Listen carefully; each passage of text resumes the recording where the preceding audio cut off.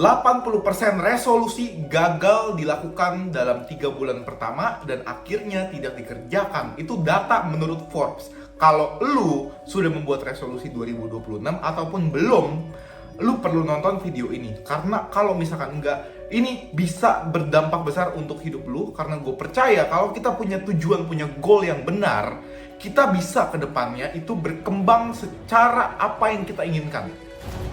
Contoh ya, misalkan gue pada saat dulu 2 tahun lalu itu gue mimpikan hidup gue sekarang, dimana gue punya income yang cukup, gue punya bisnis, gue punya semua hal yang gue sudah kerjakan pada saat ini. Dan itu terbentuk karena gue punya goal step by step. Dan gue bakal ajarin lu gimana caranya kita bisa bikin goal setting sedemikian mungkin untuk kita praktekkan. Dan gue pengen di akhir video ini kalian bisa benar-benar langsung action, langsung bisa berdampak ke hidup kalian. Karena yang penting dalam video ini adalah untuk impact hidup lu. Oke? Jadi yang pertama kita akan masuk aja langsung, karena gue pengen di sini ketika kalian udah gambarin hidup kalian bakal seperti apa, visi kalian bakal seperti apa, goal kalian bakal seperti apa, itu bisa bener-bener kalian realisasikan sampai kalian bisa bener-bener praktekin satu-satu, akhirnya kalian bisa menghidupi hal tersebut dengan realistis rencananya. Oke? Dan gue bakal kasih tahu lu, ini bukan tujuan orang lain, atau ini bukan tujuan yang istilahnya lu buat-buat dan lu nggak senang pada akhirnya. Karena kenapa? Karena gue pengen lu untuk aware bahwa kalau misalkan goal yang lu buat ini itu berdasarkan keinginan orang lain atau berdasarkan hal-hal duniawi yang kiranya itu nggak sebenarnya membuat lu fulfill secara diri lu sendiri, ini nggak bakalan bisa lu praktekkan juga. Kenapa? Karena tanpa niat yang kuat, tanpa why atau istilahnya kenapa yang kuat, lu nggak bakal bisa take action. Kenapa? Karena tindakan kita itu pertama harus diawali dengan pola pikir kita. Kalau kita udah punya pola pikir yang benar, kita akan melakukan tindakan yang benar, sehingga itu membuat sebuah habit yang kita lakukan setiap hari sehingga menjadi lifestyle. Oke? Kita pahami dari situ dulu. Kalau sudah paham, baru kita sebelum membuat rencana, kita punya pola pikir yang benar dulu. Nah, kalau sudah punya pola pikir yang benar, istilahnya kita sudah tahu tujuan kita seperti apa. Pertama ya, gue pengen jelasin dulu, tujuan ini kita pertama harus punya beberapa aspek. Dan gue biasanya punya 5 aspek kehidupan. Yang pertama, gue bakal fokus ke spiritual. Yang kedua, kesehatan. Yang ketiga, relationship. Yang keempat, finansial. Dan yang kelima, ini adalah hal-hal dalam self-development yang gue terus kejar. Oke? Jadi, beberapa aspek ini sangat penting untuk di hidup kalian. Kenapa? Karena tanpa hal tersebut, kalian gak bakal happy. Oke? Contoh, misalkan, kalian punya duit banyak, tapi kalian gak sehat, kalian sakit-sakitan, atau kalian misalkan gak punya hubungan sama temen yang baik, gak punya istilahnya keluarga yang support kalian, itu bener-bener kayak bikin hidup tuh gak seindah itu gitu. Jadi kalian harus bener-bener kumpulin 5 aspek ini, terus kalian bisa bikin goalnya untuk setiap pilar tersebut. Oke? Yang kedua, ketika kita sudah menentukan pilar-pilar hidup kita yang penting, kita catat satu-satu. Oke, di sini gue pengen kalian bener-bener catat. Gue pengen kalian dengar audio gue sambil kalian catat. Oke, yang pertama itu ya, kesehatan. Oke, kalian mau apa nih goalnya? Kalian mau turunin berat badan dari 80 ke 75? Kalian mau misalkan contohnya ya, kalian mau lebih sehat gitu ya, kalian mau bener-bener lebih bugar aja itu juga bisa. Kalian pengen punya badan yang six pack itu juga bisa. Kalian tulis satu-satu kesehatan kalian mau seperti apa. Oke? Itu yang pertama. Yang kedua, kita bakal fokus ke relationship. Relationship ini apa? Bisa hubungan dengan teman kalian. Kalian mau hubungannya lebih banyak koneksi nggak? Lebih banyak teman nggak? Lingkungannya seperti apa? Kalian harus set di mana nanti kita bakalan bikin action steps-nya. Oke? Jadi kita tulis dulu apa aja yang mau kita achieve.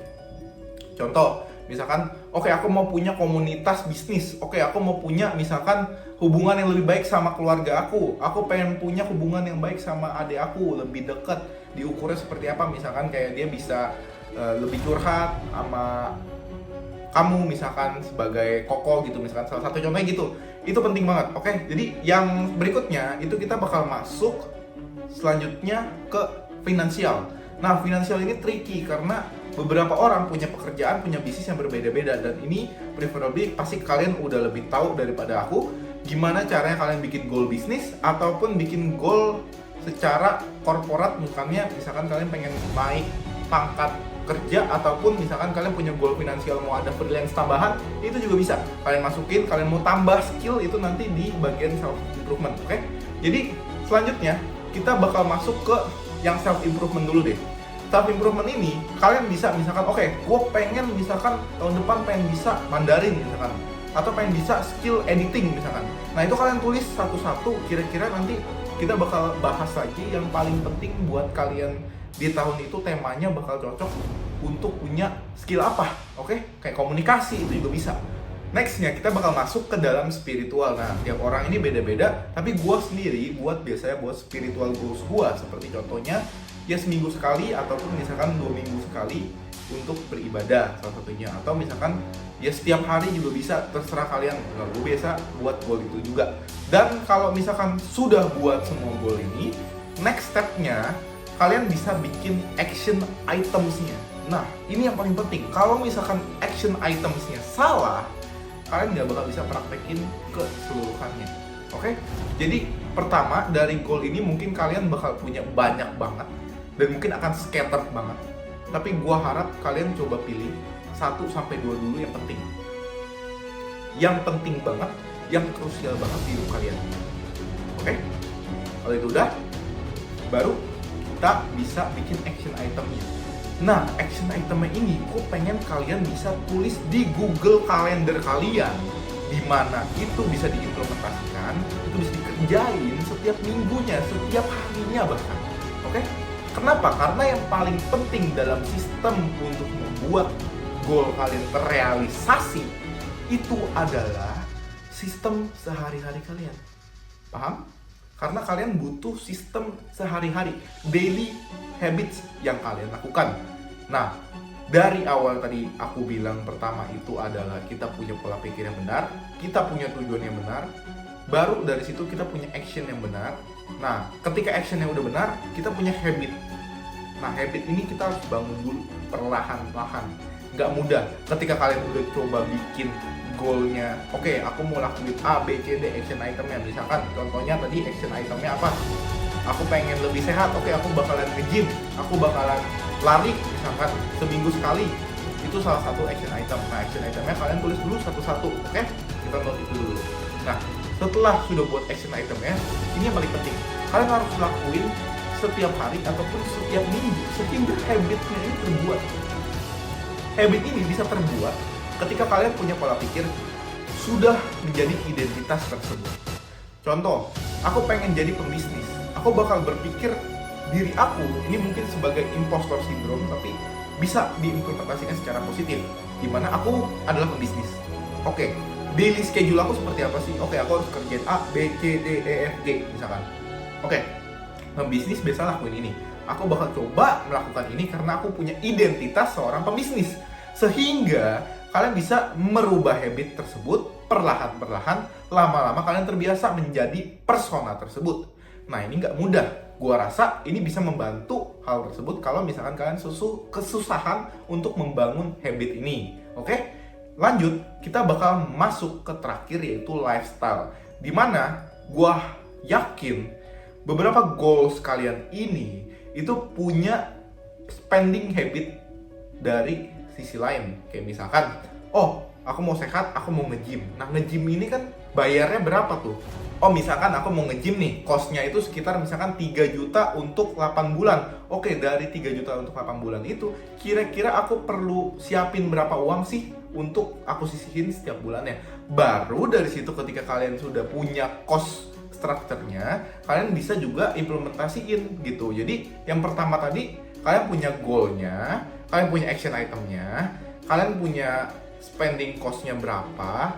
Terakhir, itu kalian perlu timeline-nya. Kalau misalkan nggak ada urgency, pasti nggak bakal selesai. Oke? Itu yang terakhir. Nah, kalian bisa buat di Excel nih gambarannya yang aku tadi ngomong.